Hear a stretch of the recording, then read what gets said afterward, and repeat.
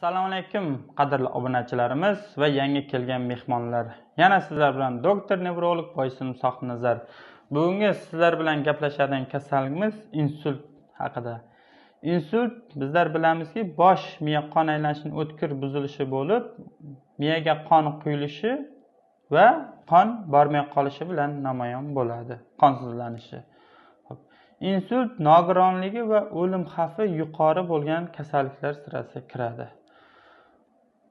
O'tgan videolarimda insultga olib keluvchi sabab, insult oldi klinikasi haqida ma'lumot bergandim. Bugungi gaplashadigan kasallik insultning klinikasi.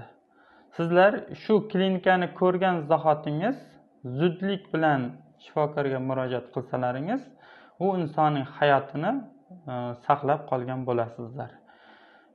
Sababi insultda qancha erta, ya'ni diagnoz qo'yib, vaqtida terapiyani boshlasa, u insonni nogiron yoki o'lim xavfini kamaytirib, hayotga shuncha erta qaytaramiz.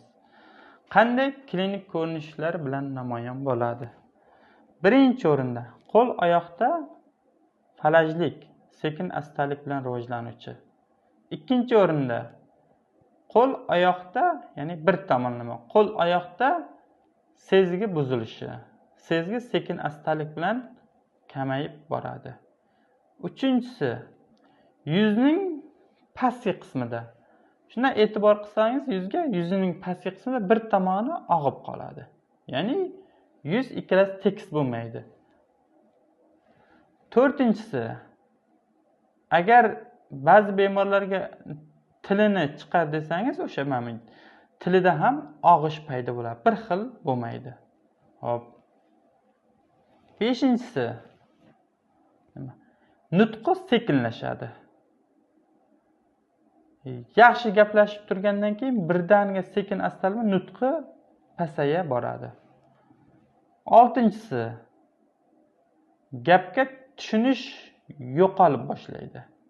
Ya'ni nima bo'ladi? Gapirib turganda ish buyursangiz, u to'liq anglab ola olmaydi. Ya'ni anglash funksiyasi yo'qoladi. Yettinchisi, ko'rish funksiyasi. Ko'rishda xiralash paydo bo'ladi. Yarmini ko'rmay qoladi. Ya'ni mashinada o'tirib ketarsa, yonidagi insonni ko'rmasi mumkin. Stolda o'tirsa, bu yoqdagi insonni ko'rmasi mumkin yarmida, yoki ko'zning bitta ko'z ko'rmay qolishi. 8-inchisi, ikkita ko'rish bemorlarda ikkita ko'rish paydo bo'ladi. 9-inchisi, kuchli bosh aylanishi mumkin, yer ag'darilib aylanayotganday bo'ladi, yer ko'tariladi joyidan. Unday bemorlar o'sha paytda ko'ngil aynish qayd qilishi mumkin, quloqda shovqin bo'lishi mumkin. 10-inchisi qaysi? Xotira susayib boshlaydi.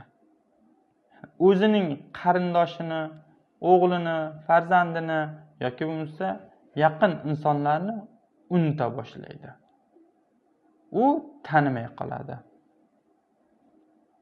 Mana shu yuqoridagi sanagan simptomlar ko'rgan zahoti vrachga murojaat qilsangiz, u insonning hayotini saqlab qolasiz.